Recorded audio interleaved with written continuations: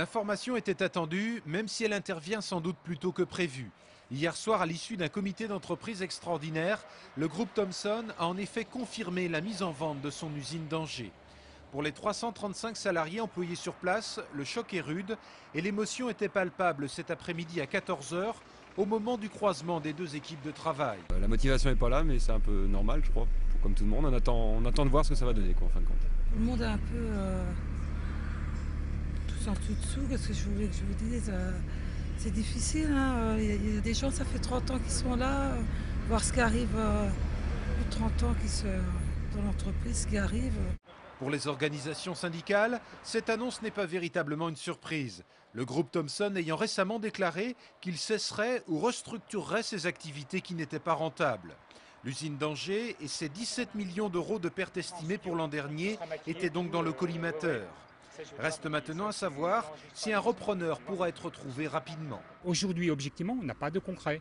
On a un repreneur potentiel, qui on ne sait pas, pourquoi pas. Mais comment, dans quelles conditions, avec quels produits? Parce que pour qu'il y ait un repreneur derrière industriel et dans la filière électronique, il faut qu'il y ait un produit industriel derrière. Aujourd'hui, objectivement, on n'a pas de produit capable de gagner de l'argent pour que quelqu'un nous reprenne. Voilà, on en est là aujourd'hui. Les salariés qui s'étaient déjà fortement mobilisés au milieu des années 90 pour s'opposer à la reprise de leur usine par le coréen Daewoo s'attendent donc à des semaines difficiles. Les salariés ne sont pas décidés de se laisser faire. Ils n'ont pas travaillé plus de 30 ans dans cette entreprise pour se faire jeter comme ça. Ça fait longtemps qu'on veut se débarrasser du site d'Angers. Aujourd'hui, c'est une décision nouvelle qui tombe. C'est l'objectif, mais les salariés ne se laisseront pas faire, ça c'est sûr. Du côté des politiques locaux, l'heure est à l'union sacrée. Hier soir, dans un communiqué commun, Jean-Claude Antonini et Christophe Béchu ont, je cite, garanti l'engagement des collectivités pour accompagner cette nouvelle mutation du site qui a compté, rappelons-le, jusqu'à 3000 salariés au début des années 70. Laurentienne Hermand, la présidente de l'AFM, a rebaptisé ce matin la résidence La Forêt de Saint-Georges-sur-Loire. L'établissement, fondé en 1980, a été renommé résidence Yolaine de Quépert en hommage à la fondatrice de l'AFM. Très tôt, elle s'est dit que pour la grande dépendance et pour les adultes surtout, en situation de grande dépendance, voire trachéotomisés, il fallait créer un lieu de vie, une résidence. Ici, nous y avons 55 résidents. Une résidence où il y aurait des soins, où il y aurait la reconnaissance du projet de vie et où il y aurait une vraie qualité de vie. Les résidents séjournent à la résidence Yolaine de Quépert de manière temporaire ou prolongée et tout est ici fait pour qu'ils puissent conserver un maximum d'autonomie et de liberté. On n'a pas besoin du personnel pour allumer la télé, pour fermer les volets. Et même quand j'ai besoin, quand j'ai envie de dormir, je peux éteindre la télé. En 2009, le site de la résidence Yolaine de Quépert s'enrichira d'une nouvelle structure. Un village composé d'appartements et de maisons permettra aux familles qui ont un enfant malade de venir souffler et profiter des installations adaptées.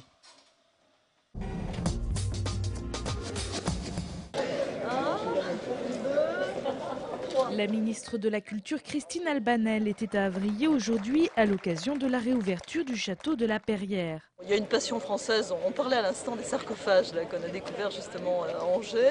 La passion que ça suscite, les journées du patrimoine, c'est un succès extraordinaire. Je crois que il y a vraiment cette passion française pour notre passé, pour le patrimoine. Et aller justement dans les régions, voir aussi ce qu'on restaure.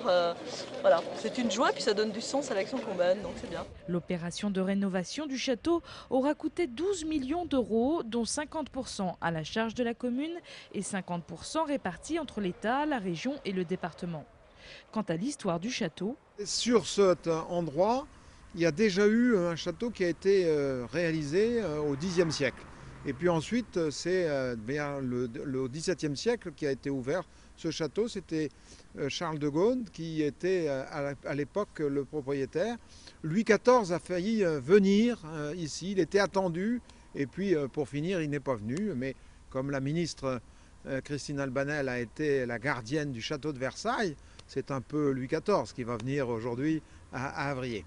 Les travaux se sont étendus sur 27 ans avec 2 vagues de rénovation portant sur les façades et la toiture de 1982 à 1997, puis sur les travaux de réaménagement intérieur de 2004 à 2008. Et il a fallu d'abord bien mettre hors d'eau le bâtiment Et puis on a réalisé, grâce au plan vert qui avait été mis en place par François Mitterrand, eh bien, un golf autour de ce château pour le faire vivre.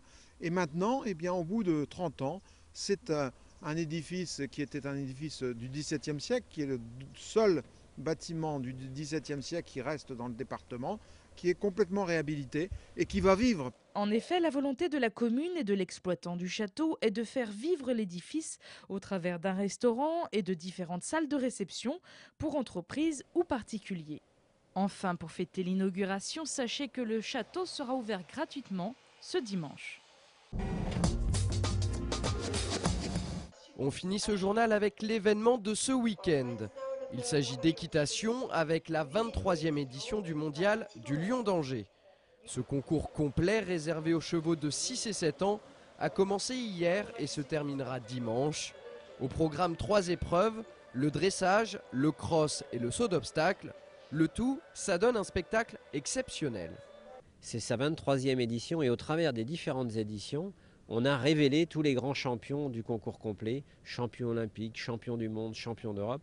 Donc c'est au Lion d'Angers qu'on découvre les futurs cracks de la discipline. C'est la Starac du cheval. Et parmi ces grands talents, on pense évidemment à l'enfant du pays, Nicolas Touzin. Cette année, le natif de Saint-Clément-de-la-Place va essayer de briguer un 7e titre dans cette épreuve, une compétition qui lui tient particulièrement à cœur. Moi j'habite à 10 km d'ici, je suis toujours venu, même avant de monter à cheval, quand j'étais gamin, mon père participait en général à cette épreuve-là tous les ans, donc je venais à pied avec lui. Voilà, je pense que j'ai loupé aucune édition, que ce soit à pied ou à cheval, donc c'est vrai que c'est une épreuve que j'apprécie particulièrement. Il n'est pas le seul. Ce week-end, on attend jusqu'à 30 000 personnes pour assister à un plateau, si vous voulez, au niveau du complet pour les jeunes chevaux extraordinaires, un site non moins extraordinaire, des obstacles fabuleux.